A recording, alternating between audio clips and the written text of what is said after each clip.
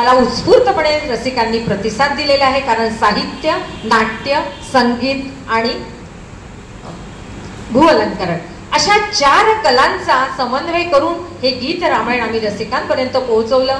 चंद्रपूरकरांच्या आणि गडचिरोली जिल्ह्यात ते सगळ्यांच्याच स्मरणात राहिलेलं आहे. आता उद्दिष्ट काय आहे संस्कार भक्तीचं?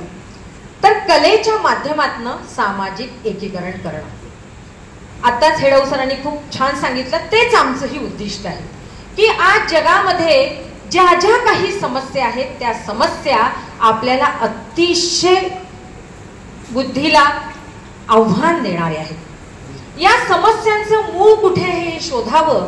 कलाकारांनी प्रत्येकाच्या मनामध्ये त्यातल्या त्या तरुणांमध्ये असलेल्या कलाकाराला ओळखावं, त्याला त्याच्या कलेतून व्यक्त होण्याचं स्वातंत्र्य आणि संधी द्यावी.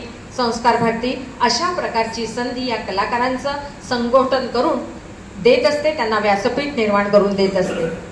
दुसरं उद्दिष्ट असं आहे की ज्या 64 कला आहेत त्या आपल्या संस्कृतीच्या दर्शक आहेत आणि या संस्कृतीच्या दर्शकाच्या माध्यमातून जी भारतीय संस्कृती आज फक्त भारतांनीच वाटलेच तर मला खेद वाटतो, दुर्लक्षित होतीये, पण परदेशामध्ये आपल्या संस्कृतीचं अतिशय आदराने स्वीकार केला जातो आहे. लोक त्याच्याशी जुळले जात आहे.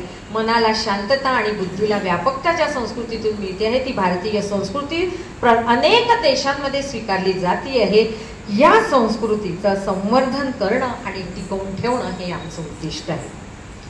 त्यानंतर जे कलाकार आहेत, प्रत्येक जणच कलाकार आहेत. जितकी कोटी भारताची लोकसंख्या आहे तितके सगळे कलाकार आहेत. फक्त त्यांच्यातला कलाकार जागृत करणं आणि त्याला व्यक्त होण्याची संधी मिळणं हे फार गरजेचं असतं.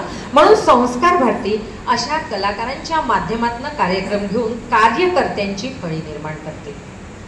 संस्कार भारतीत पदाधिकारीपेक्षा सगळे कार्यकर्ते असतात आणि राष्ट्र निर्माणाचा उत्तम हेतू शुद्ध संस्कृती संवर्धन आणि त्याचं उन्नयन करणं. आपल्याला ज्या ज्या मातृशक्तीपासून तर राष्ट्रशक्तीपर्यंतचे जे काही आपले प्रवास आहे आयुष्यातले, हे सगळ्या प्रवासामध्ये आपण एक आदर्श नागरिक व्हावं आणि त्या आदर्श नागरिकाने संपूर्ण राष्ट्र आपलं बांधून राहावं, त्याची ओळख राहावी, यासाठी म्हणून कार्यकर्त्यांची ही फळी निर्माण केलेली आहे. आणि म्हणूनच राष्ट्रकार्यात कलेच्या माध्यमातून त्यांनी योगदान द्यावं या अपेक्षेने असे कलाकार या संस्कार भारतीच्या व्यासपीठावरती जुळलेले गेलेले आहेत. आता आमचं कार्याचं स्वरूप हे 6 योजनातनं चालतं. गुढीपाडवा ते गुढीपाडवा हे संस्कार भारतीचं वर्ष आहे आणि म्हणून मराठी वर्ष हे गुढीपाडव्यापासून सुरुवात होते आणि तो अतिशय पवित्र असा दिवस आपण आपल्या भारतीयांचा मानलेला जातो, कारण नववर्षाची ती सुरुवात असते. त्या गुढीचा अर्थच असा आहे की आपल्या संस्कृतीचं उच्च असं उन्नयन बघणं. आणि त्यापासून गुरुपौर्णिमा हा दुसरा आमचा कार्यक्रम असतो.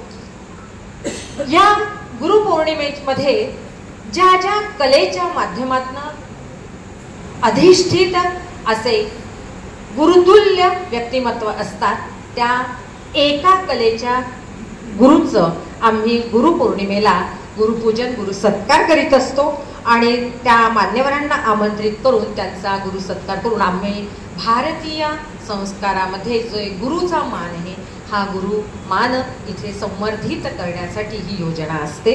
अर्थात या ठिकाणी आम्हाला अपेक्षित तरुण मुलांची या उपस्थितीची असते. तरुण मुलांना जोडण्याचं फार मोठं काम आम्हाला आज करायचं आहे. त्यासाठी मातृशक्तीपासून आम्ही तिथे लागलेलो आहोत आणि या कामाला आम्ही 8 भागांमध्ये विभागून घेतलेलं आहे. मी ते पुढे जाऊन सांगणार आहे. यानंतर कृष्ण जन्माष्टमी हा कार्यक्रम घेतला जातो. कृष्ण हा अतिशय तीव्र बुद्धिमत्तेचा विकास पुरुष आहे. आपल्या कल्पना आणि आपलं पुरुषत्व तेजस्वी करणं आणि त्यावर जग जिंकण्यासाठी भारत निर्माण करणं हे अतिशय उत्तम उद्दिष्ट जर आपल्याला साध्य करायचं असेल तर आपल्याला कृष्ण आदर्श ठेवावा लागतो. आणि त्या निमित्तानं आम्ही काय करतो तर राधा आणि कृष्ण यांच्या वेशभूषांची स्पर्धा, या रूप त्याला आम्ही राधा कृष्ण रूपसज्जा असं नाव देतो. आणि या निमित्तानं बालकलाकारांमध्ये, त्यांच्या पालकांमध्ये हा संस्कार रुजावा, एक ओढ निर्माण व्हावी, त्याच्याबद्दलचं कुतूहल मुलांना वाटावं, त्यांनी आपल्या आईवडिलांकडनं ते ज्ञान संपादन करावं, यासाठी ही स्पर्धा केली जाते. याला उत्स्फूर्त असा प्रतिसाद आम्हाला मिळतो. नाट्य हा आपला अंगीभूत कलाक्षेत्र आहे, कारण प्रत्येक जण नाटककार आहे, कुठे ना कुठे नाटक करतोच आपण. आणि भरतमुनी हे अग्रगणी ऋषी आहेत, त्यांच्या जयंती निमित्त आम्ही भरतमुनी जयंती हाही उत्सव नाट्यविधेतून घेतला जात असतो. यानंतर आणखीन एक महत्त्वाचा उत्सव आमचा असतो तो भारत माता पूजन. ज्या भारताचा आम्ही अंश आहोत, जिच्यामुळे आमची ओळख आहे, तिला आपला भाव समर्पित करणं, यासाठी जानेवारीच म्हणजे 26 जानेवारी या दिवसापासून सप्ताहामध्ये हा कार्यक्रम घेतला जातो. मला आनंदाने तुम्हाला सांगावं वाटतं की अपूर्ण देवालय नावाचं आपल्याकडे एक ठिकाण आहे चंद्रपुरामध्ये. आम्ही अनेक ठिकाणी ही जयंती साजरी केलेली आहे, पण मागील वर्षी मी ते अपूर्ण देवालय बघितलं आणि मला असं लक्षात आलं की याच्या मागचा जो इतिहास आहे हा लोकांपर्यंत पोहोचलेला नाहीये. कारण ती दशमुखा देवीची मूर्ती आहे, पण लोक त्याला रावण समजतात, त्याला 10 मुख असल्यामुळे, आणि दसऱ्याच्या दिवशी जाऊन तिथे दगड मारतात, हे आम्हाला कळलं होतं. आणि म्हणून योग्य वास्तव त्याचं ज्ञान लोकांना व्हावं म्हणून भरतमुनी जयंती आणि भारत माता पूजन अशा संयुक्त बाबींनी, उत्सवांनी आम्ही तिथे केलं. बंडू धोत्रे ज्यांचं या क्षेत्रामध्ये फार मोठा अभ्यास आहे, त्यांना मी मुद्दाम सगळ्यांना त्यांनी याबद्दलची माहिती द्यावी त्यासाठी त्यांना आम्ही आमंत्रित केलेलं होतं प्रमुख अतिथी म्हणून. आणि त्याचा पूर्ण इतिहास अपूर्ण देवालयाचा चंद्रपूरकरांना सृजनच्या माध्यमातून माहिती झालेला आहे. त्यामुळे सृजनची मी फार आभारी आहे. आणि तेव्हापासून मला अभिमान वाटतो की अपूर्ण देवालयामध्ये शेकडो लोकांच्या भेटी झाल्या. मी जिथे जिथे जाते तिथे तिथे मला विचारलं जातं हे देवालय कुठे, म्हणजे आपल्याच परिसरातल्या अशा प्राचीन वास्तू आणि इतिहास सांगणाऱ्या वास्तू अनभिज्ञ, म्हणजे अतिशय सुंदर आहे, पण त्याच्यापासून आपण अनभिज्ञ आहोत, ही अतिशय शोकांतिका आहे. संस्कार भारती प्राचीन कलांचाही स्वीकार करते. या प्राचीन कलांच्या माध्यमातून आम्ही अशा ठिकाणी भेटी देतो, अनेक गोष्टींचा अभ्यास करून तो लोकांपर्यंत पोहोचवण्याचा प्रयत्न करत असतो. आणि त्यानंतरचं आमचं 5वं वार्षिक आयोजन असतं ते म्हणजे वसुंधरा दिन.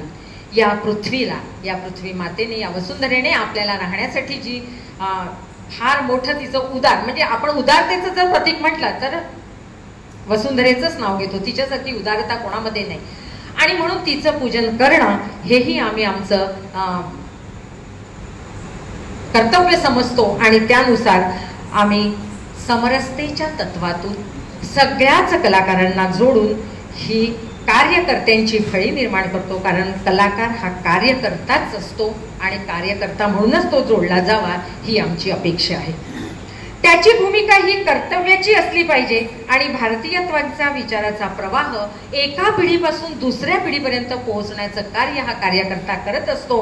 आणि म्हणून या कार्यकर्त्याला आपण फार महत्त्वाचं स्थान देतो, कारण कार्यकर्ता ही आपली जोखीम सांभाळणारा असतो. जे प्रयोजन त्या संस्थेचं असतं ते प्रयोजन लोकांपर्यंत पोहोचवण्याचं काम कार्यकर्ता करत असतो. पण दुःखाची अशी बाब आहे की लोकांना मंच हवा असतो. कार्यकर्ता व्हायला फार कमी लोक तयार होतात, पण कार्यकर्ताच हा मोठा असतो आणि कार्यकर्ताच मंचावर बसण्याचं श्रेय त्या पदाधिकाऱ्याला देत असतो. म्हणजे परिपूर्ण असा हा कार्यकर्ता असतो. हे कार्यकर्त्यांनी विसरू नये, साहित्य क्षेत्रातला असू देत की तो सांस्कृतिक क्षेत्रातला असू देत. अशा कार्यकर्त्यांची भळी आज संस्कार भारती निर्माण करीत आहे. नृत्य, संगीत, नाट्य, प्राचीन कला, चित्रकला, रंगकला, भूअलंकरण आणि साहित्य अशा अष्टकलेच्या माध्यमातून आपलं उद्दिष्ट हे लोकांपर्यंत सहज आणि लवकर पोहोचवण्यासाठी आम्ही प्रयत्नात आहोत. यासाठी एक तात्विक आपली भूमिका असावी, आपला एका विचारावर विश्वास असावा आणि त्याचसोबत आपण मूल्यवान असावं आणि मूल्य शिक्षण देण्याचं आणि घेण्याचं आपलं धोरण असावं अशी अपेक्षा आम्ही करीत असतो. संस्कार भारती आणि भारतीय यांचं जे कार्य सांगितलं हे काही वेगळं नाही. ते सांगत असताना मी म्हटलं मला हेच तर सांगायचंय, पण आता सरांनी सांगितलं थोडंसं मी जरा त्यांच्या साहित्यिक भाषेचं सांगितलं. मी कर्तव्य कार्यकर्त्याचं या भूमिकेतून सांगते. मंडळी, शेवटचा टप्पा की अपेक्षा काय. प्रत्येक राष्ट्र हे त्या राष्ट्रातल्या नागरिकाच्या संस्कारातून आपली ओळख देत असतं. आणि मी एक आई म्हणून, एक गृहिणी म्हणून, एक स्त्री म्हणून मी प्रत्येकांना सांगत असते की तुम्ही तुमचा जो संस्कार पेराल त्याचंच उगवतं होतं, आणि ज्याचं ते उगवतं होतं तीच त्याची ओळख. अशा अनेक कुटुंबांचा मिळून एक समाज होतो, त्या अनेक समाजांचा मिळून आपलं एक राष्ट्र असतं, आणि म्हणून एका व्यक्तीची ओळख ही त्या राष्ट्राची ओळख असते. म्हणून मूल्याधिष्ठित, संस्काराधिष्ठित व्हा. आपल्या मुलांनाही आक्रमक होण्याचा अनेकदा प्रयत्न केला जातोय.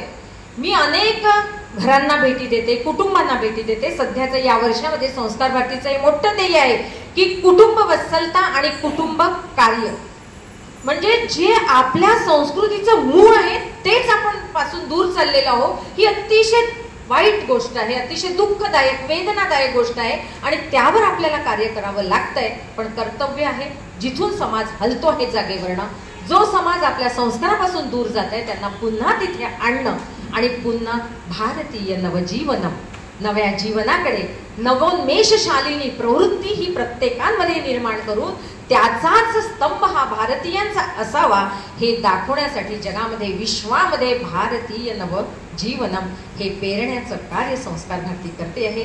मी सगळ्याच कलाकारांना, कोट्यावधी जे कलाकार आहेत त्या सगळ्याच कलाकारांना एवढीच अपेक्षा करते की त्यांनी संस्कारशील समाज निर्माण करण्यासाठी प्रयत्न करावा. त्यासाठी मोठं सामाजिक कार्य करावं लागत नाही. घरातूनच समाज निर्माण होतो, कारण पहिली शाळा ही आई असते, त्याची पाटी बाबा असतात, आणि त्याच्या लेखणीने गिरवलेली जी अक्षरे असतात ते साऱ्या कुळाचार असतात.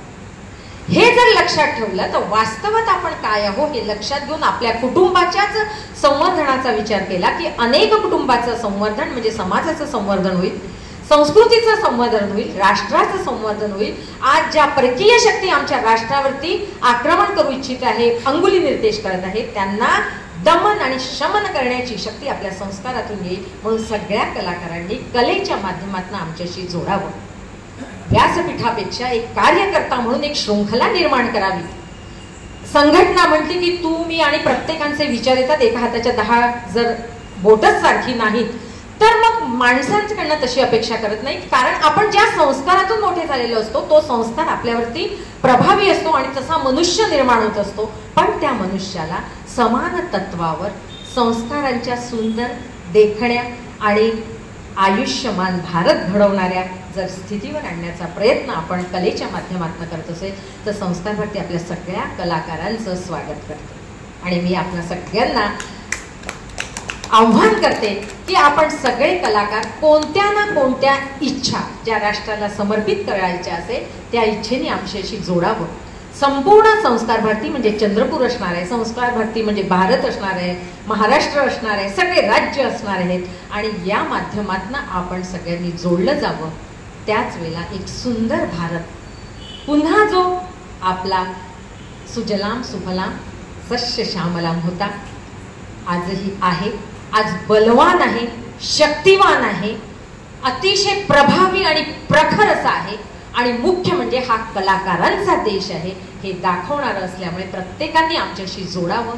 आपल्या कलेच्या माध्यमातून आम्हाला कार्यकर्त्यांची फळी निर्माण करून देऊन माझ्यासोबत जर आलात तर मला तुमचं नक्कीच बळ मिळेल आणि त्या बळातून कार्य करण्याची मला शक्ती प्रदान होईल हीच मी ईश्वरचरणी पण प्रार्थना करते. आज सगळ्या रसिकांसमोर संस्कार भारतीला इथे मांडताना मला अतिशय आनंद झाला. सृजनचे मी पुन्हा एकदा आभार मानते. आपण रसिकांनी मला ऐकून घेतलं याबद्दल आपलेही आभार मानते. आणि चला चलू या राष्ट्राकडे, फक्त नसू या स्वार्थाकडे.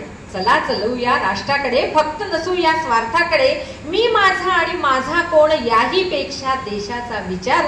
चला करूया गडे, चला करूया गडे.